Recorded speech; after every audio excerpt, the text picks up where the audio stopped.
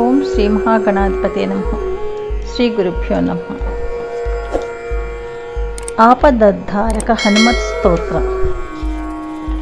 ఈ స్తోత్రము విభీషణుడు విరచితం, అంటే విభీషణుడు రచించిందనమాట.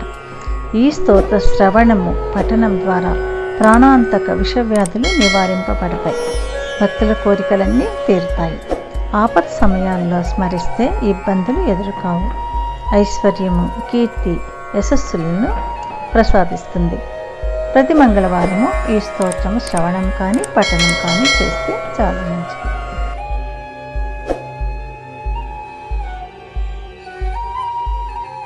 మీరు మొదటిసారిగా నా ఛానల్ చూస్తున్నట్టయితే మీరు సబ్స్క్రైబ్ చేసుకుని అందరికీ షేర్ చేసి సహకరించండి.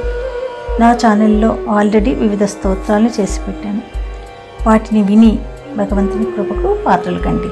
వివిధ రకాల ప్రయోజనాలను పొందండి. Thank you. ఆపదుద్ధారక హనుమత్ స్తోత్రం. వామే కరే వైరిభిదాం వహంతం శైలం పరే శృంఖలహారిటంకం దధానమచ్చవియజ్ఞసూత్రం భజే జ్వలత్కుండలమాంజనేయం సంవీతకౌపీనముదం జితాంగుళిం సముజ్వలనౌ మంజిమథోపవీతినం సకుండలం లంబిశిఖాసమావృతం తమాంజనేయం శరణం ప్రపద్యే. ఆపన్నాఖిల లోకార్తిహారిణి శ్రీ హనుమతే అకస్మాదాగతోత్పాతనాశనాయ నమో నమః. సీతా వియుక్త శ్రీరామ శోక దుఃఖ భయాపహ తాపత్రితయ సంహారిన్ ఆంజనేయ నమోస్తుతే. ఆదివ్యాధి మహామారి గ్రహపీడాపహారిణే ప్రాణాపహర్త్రే దైత్యానాం రామప్రాణాత్మనే నమః.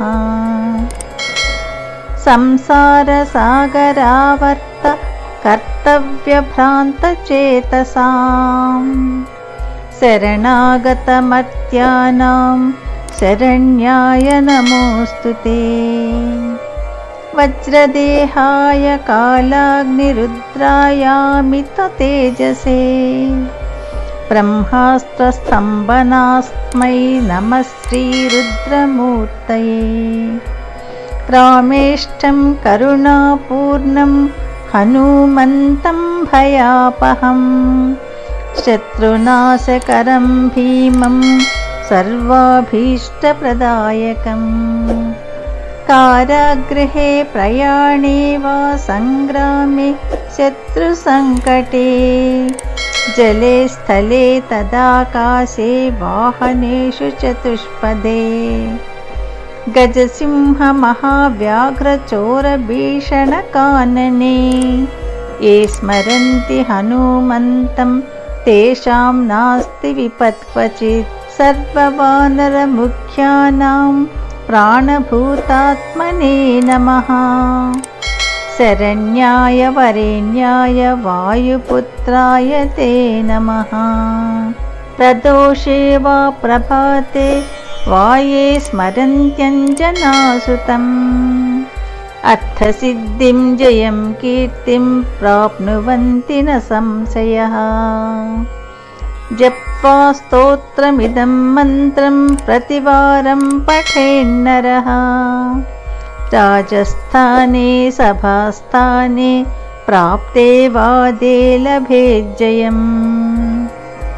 విభీషణ కృతం స్తోత్రం యః పఠేత్ ప్రయతో నరః సర్వాపద్భ్య విముచ్యేత నాత్ర కార్యా విచారణా. మంత్రం. మర్కటేశ మహోత్సాహ సర్వశోక నివారక శత్రూన్ సంహర మాం రక్ష శ్రియం దాపయ భో హరే. इति श्री विभीषणकृतं सर्वापदुद्धारक श्री हनुमात् स्तोत्रम्।